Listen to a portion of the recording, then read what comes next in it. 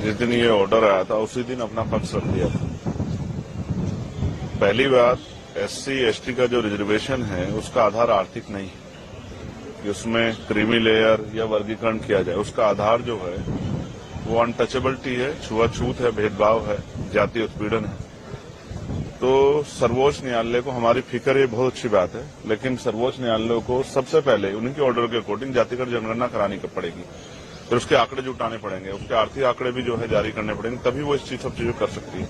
तो उनको करना पहले ही चाहिए। अगर वो दलित वर्गों के इतनी हितैषी हैं तो उनको सब सारा बैकलॉग भरवाना चाहिए और जातिगत जनगणना के ऑर्डर सरकार को देने चाहिए। अगर SC ST एकजुट रहेगा तभी अपनी लड़ाई लड़ पाएगा। हम तो लंबे समय से अभी जो है SGPG जो है वहां लखनऊ में और इलाहाबाद जो है यूनिवर्सिटी में जिस तरह से NFS करके हमारे लोगों को निकाला गया, ये स्पष्ट है उन NFS को भरवाने के लिए सरकार ने क्या किया है, उन NFS को भरवाने के लिए सुप्रीम कोर्ट ने क्या किया है, तो वो कुछ नहीं किया है। हाँ, हमेशा कोशिश ये की गई है कि इनके जो लड़ने वाले लोग हैं उनकी ताकत कम किया जाए। अब SC ST बटने वाले नहीं, आप ही देख लो इस फैसले का कितना समर्थन, कितना विरोध हो रहा है, तमाम लोगों में इसका विरोध है। तो हम स्पष्ट है कि हम अपने लोगों को बटने देंगे और हमें अपने लोगों की चिंता है।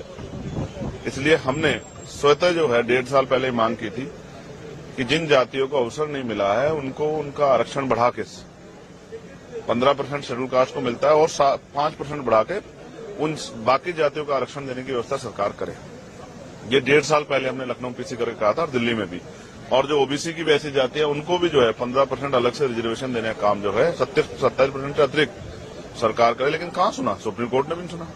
तो जब आप EWS 10% दे सकते हो तो आप जो है 5% शेड्यूल कास्ट के लोगों को बढ़ा क्यों दे सकते?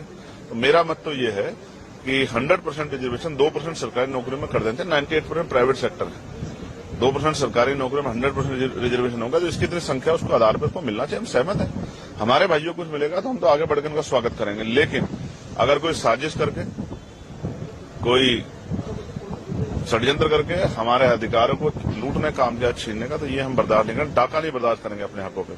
इसके लिए चाहे सरकार से जो है अध्यादेश लाने की बात हो, चाहे सुप्रीम कोर्ट में जो है रिपिटिशन दाखिल करने की बात हो, या मैं आज सारे मेंबर ऑफ पार्लियामेंट जो शेड्यूल कास्ट शेड्यूल ट्राइब के हैं या जो सामाजिक न्याय को मानते हैं उन सबसे चर्चा करूंगा और बहुत जल्द जो है एक बड़ा जो है हम अपना इस संघर्ष का स्वरूप सरकार और सुप्रीम कोर्ट को दिखाएंगे। हम अब पीछे हटने वाले नहीं, हम अपने अधिकारों के लिए, स्पेशली मैं चंद्रशेखर आजाद अपने लोगों के अधिकारों के लिए, बाबा साहब अम्बेडकर ने कहा था कि जब मेरे हित में और देश हित में टकराव होगा तो मैं देश की तरफ रहूंगा, लेकिन जब मेरे समाज के हित में और देश हित में टकराव होगा तो मैं समाज की तरफ रहूंगा। मैं फिर आज कहता हूं कि अगर कोई भी हमारे अधिकारों छीनने का काम करेगा तो हम हर कीमत चुकाने के लिए तैयार हैं।